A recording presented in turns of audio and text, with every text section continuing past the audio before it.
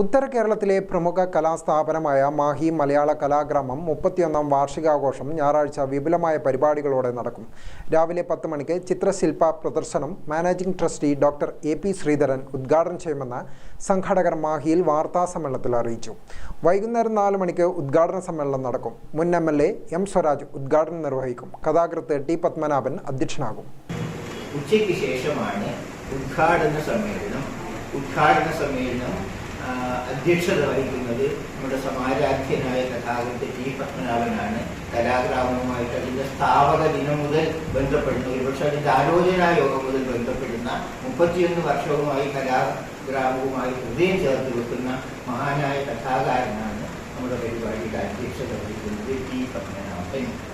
ഉദ്ഘാടനം നടത്തുന്നത് എം. സ്വരാജാണ്, മുൻ എം.എൽ.എ.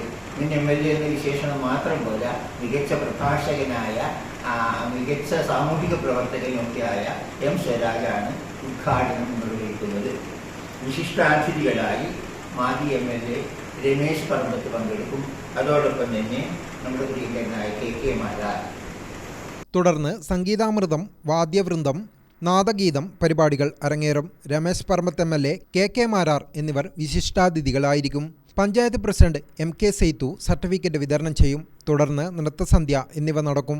ശനിയാഴ്ച വൈകുന്നേരം 3 മണിക്ക് കലാഗ്രാമത്തിൽ ചിത്രീകരിച്ച കലാഗ്രാമം ആദ്യ ബാച്ച് വിദ്യാർത്ഥി പ്രവീൺ ചന്ദ്രൻ മൂടാടി സംവിധാനം ചെയ്ത ഏതം സിനിമ പ്രദർശിപ്പിക്കുമെന്നും ഭാരവാഹികൾ അറിയിച്ചു. വാർത്താസമ്മേളനത്തിൽ Kalagramam trustee doctor A P. Sreedharan, registrar P. Jayaraj, Azeez Mahi, Prasanth Olavilam, Suresh Koothuparamba എന്നിവർ പങ്കെടുത്തു. ഗ്രാമിക ന്യൂസ്, തലശ്ശേരി.